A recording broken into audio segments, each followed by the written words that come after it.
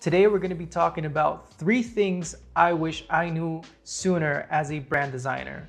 These are things that had I known sooner as a brand designer, they could have saved me tons of time, effort, and ultimately my sanity as a brand designer.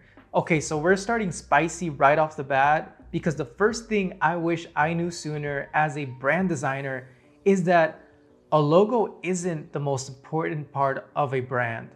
There, I said it, but hear me out. During my shift from a graphic designer to a brand designer, one of the things that I learned was that a logo really is just one small piece of what truly makes a brand what it is. I found that putting the logo design towards the back end of the project and starting with discovery and actually an individualistic conversation with my clients and truly trying to understand what their vision is for the brand has made designing the logo much easier, because it's much easier to design something when you know the background, who it's for, what it's meant to look like, and where it's meant to go in the future. So that's not to say that a logo is not important. It is very important for a brand to make sure that they have a good logo that is recognizable, that is unique, that doesn't feel generic. But from a designer standpoint, when you shift your mind a little bit from putting that much importance in a logo and putting all of that mindset and energy into finding out what the vision is and getting those core details down, I feel like I connect with my clients more this way, and we end up with a far more appropriate end product much sooner. The second thing that I wish I knew sooner as a brand designer was to not take feedback too personal. Things like personal taste levels, not having a clear goal or parameters, or even just being rushed for like a deadline, all are things that could cause the work to receive negative feedback and miss the mark. And all of those things are sometimes beyond our control. So one of the things that I learned and is very important is to make sure that we don't take that negative feedback personally or as a direct attack on our creativity or our abilities. When you are designing something, you do become very passionate about it.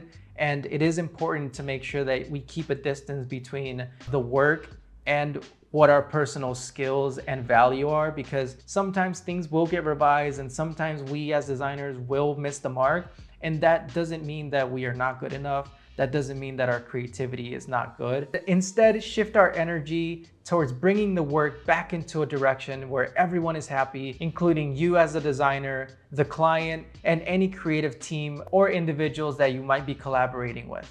And the third thing that I wish I knew sooner as a brand designer was to ask more questions.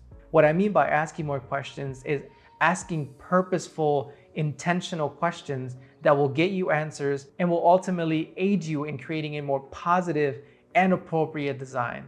Sometimes I would get an idea or I would get a brief for a project and it wouldn't even be from the person that was directing the project. And so I would be getting this like telephone information that had shifted and morphed from one person to the other. And by the time it got to me, I was given like only a third of the information that I was supposed to get. And what I used to often do was, as soon as I heard what the project was, I would be so excited and just open up Photoshop and start designing, only to find out that I didn't get all the information that I needed. And I was in for like tons of revisions and people were frustrated, deadlines were missed, only because I didn't ask more questions and verify what the actual goal of the project was. So there you have it. Those were 3 things that I wish I knew sooner as a brand designer. Even though I know these things now, they are still things that I'm working on every single day. I don't always get design right, and I don't always ask questions, even though I totally should. Let me know in the comments which of these things you also wish you knew earlier as a designer. If there was something that I didn't mention in the video, feel free to drop it in the comments.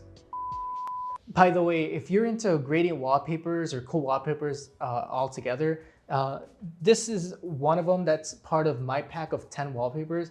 You can download them in the description. They're absolutely free. You just got to go in and put your email and it'll like send them to your email. So yeah, use them at work, use them on your phone. I can have vertical versions, or use them at home on your desktop like me. I happen to like them because I made them. So yeah, peace.